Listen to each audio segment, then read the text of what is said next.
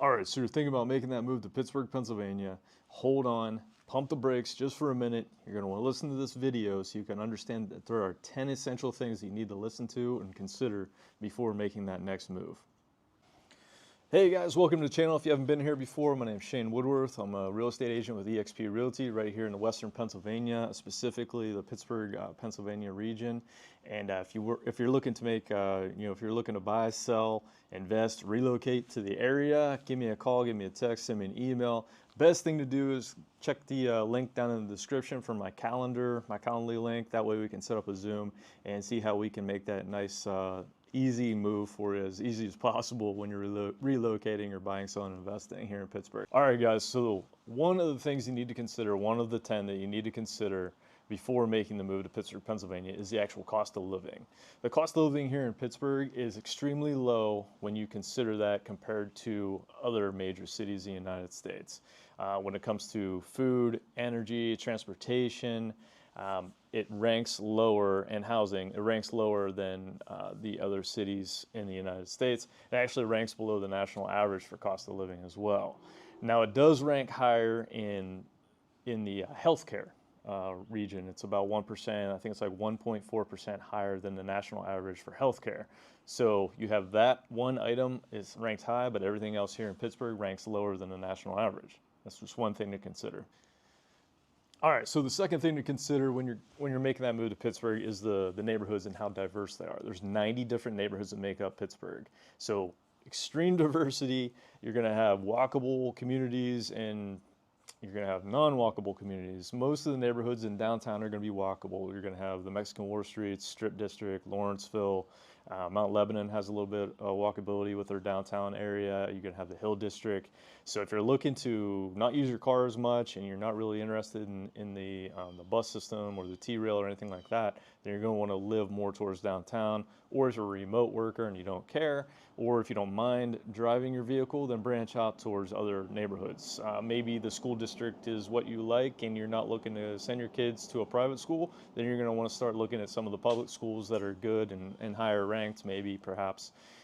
Then you're going to want to branch out towards, say the north side, North Hills, or Westmoreland County towards Irwin, Norwin, Greensburg areas, stuff like that, or in the south side, south of Pittsburgh towards Washington County. So you're going to want to consider what type of neighborhood you want to live at, and you also want to consider where you're going to be working.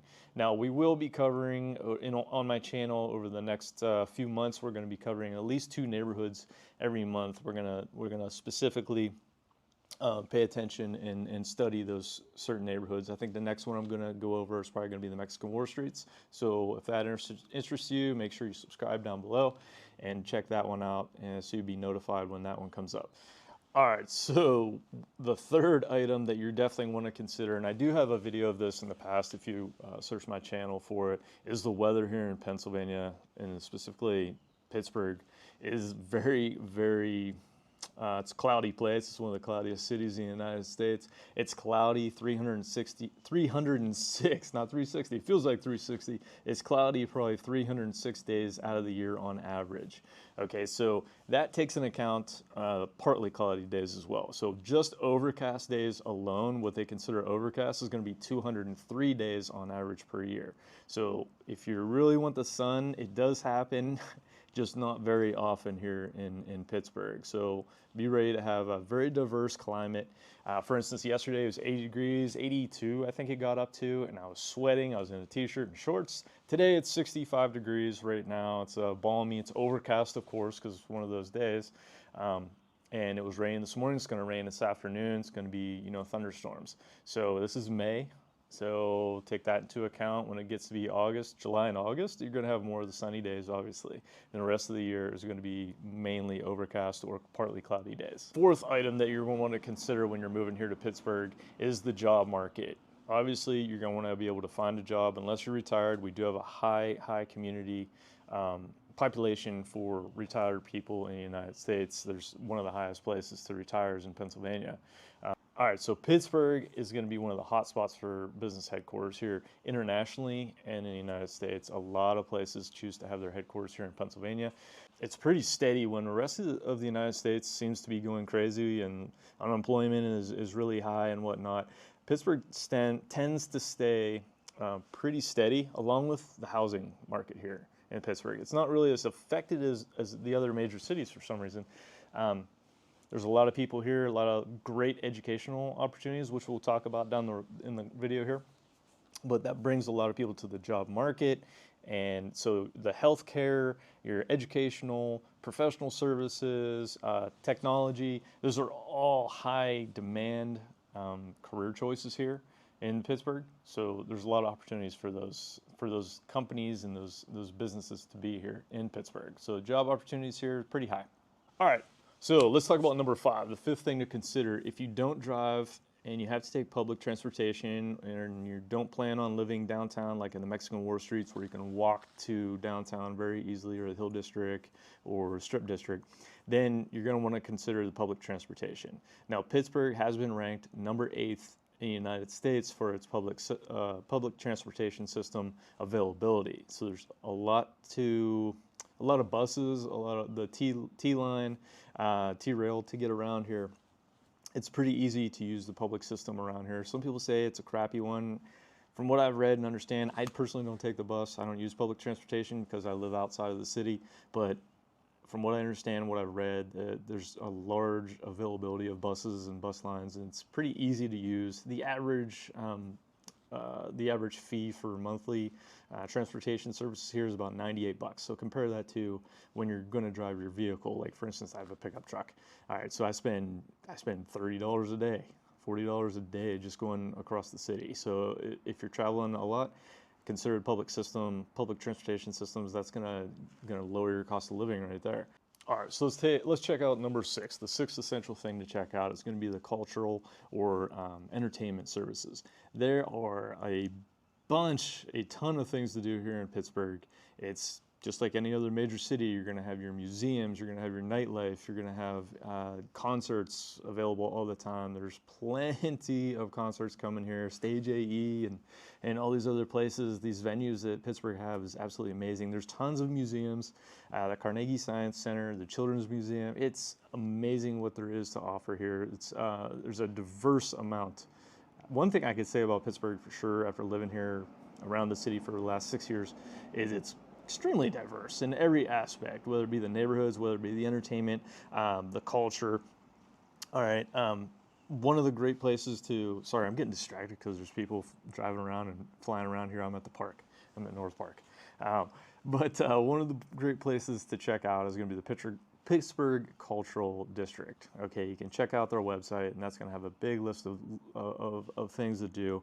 There's performance arts, there's theater. If you're into the theater, the opera comes here, orchestra comes here, things of that nature. So there's a lot of things to do in and around the city. Some of the neighborhoods actually have like their own monthly movie night, or maybe every week they have a movie night. Like for instance, here in North Park, in the Wexford area, McCandless area, they have movie nights. They have light up nights around Christmas. They have their ice sculpture things in the Meter neighborhood up in Cranberry. So it's easy to get involved in the community here and find different entertainment things, different cultural events happening in and around the city. There's plenty of resources. Like I said, the Pittsburgh Cultural District, check out them.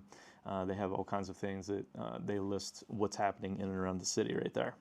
All right, guys, so let's check out number 7 thing to think about, to consider when you're moving here to Pittsburgh is going to be the education and school systems. Pittsburgh has some of the best public and privately ranked high schools in the nation.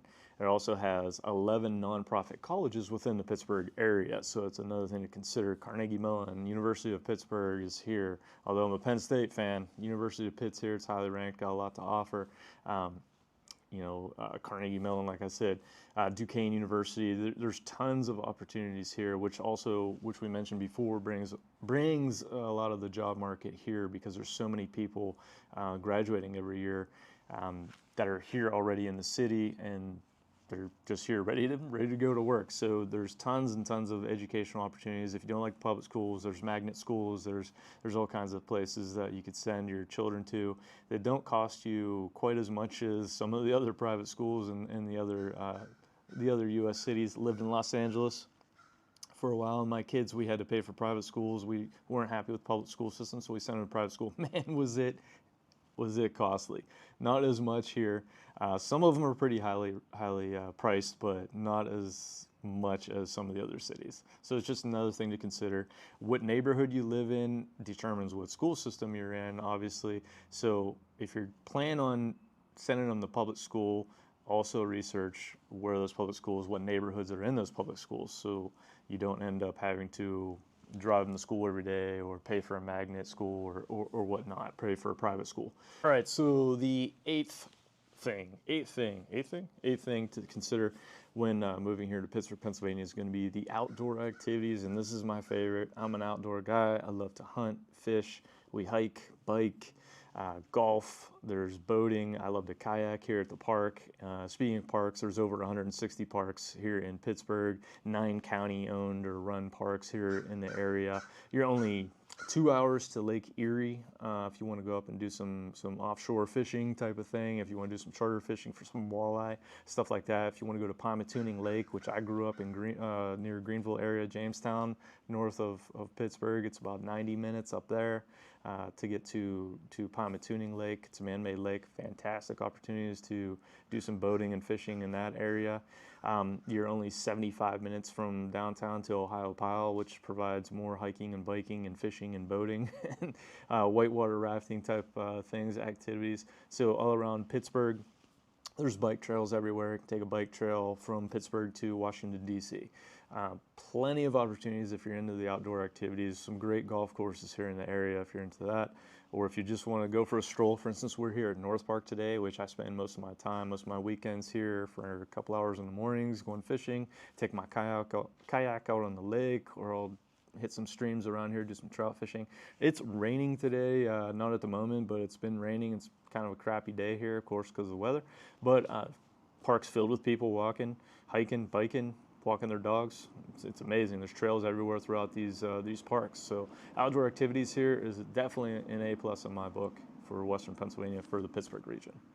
All right, so number 9. Let's go over the 9th thing to consider when you're moving to Pittsburgh is healthcare. You're going to want to understand, is there proper healthcare? Pittsburgh is probably about 1.4% higher when it comes to healthcare for the cost of healthcare. But I tell you what, we have some of the best healthcare in the nation. You have the UPMC, University of Pittsburgh Medical Center, and you have Allegheny Health Network, and you have Children's Hospital, all 3 top-rated healthcare providers here in the area. UPMC was actually one of the busiest transplant centers in the United States, or in the world, as a matter of fact. Children's Hospital.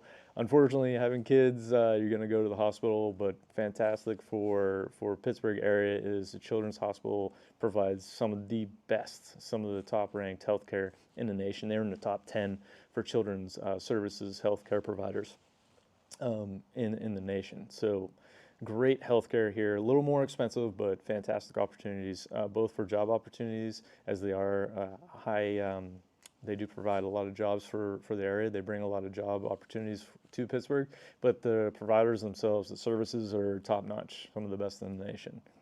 All right, so let's get down to the last point that you want to consider. Is the 10th thing to consider here is diversity, or the cultural aspects of the city or place you're going to move to.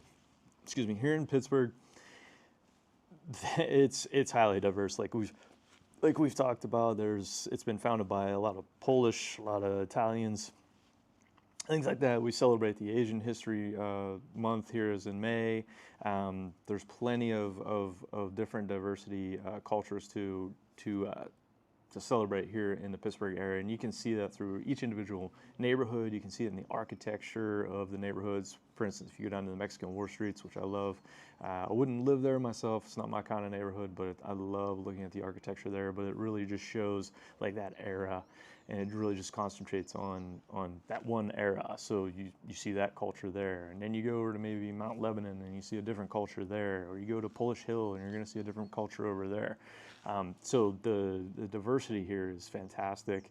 There's all kinds of different clubs, all kinds of different groups that you can join and just go and hang out with people and with like-minded people. And there's different events that happen celebrating, you know, all kinds of different things. Just as any other major city, it's extremely diverse, and the culture aspects here are fantastic. If you're into different things, you can experience all kinds of different things here in Pittsburgh. All right, guys, so thanks for watching. If you're still looking to buy, sell, invest, or relocate to the Pittsburgh region, give me a call, text, email me, or better yet, click that link below in the description so you can get on my calendar and schedule a Zoom call. Until next time, guys, keep it real estate.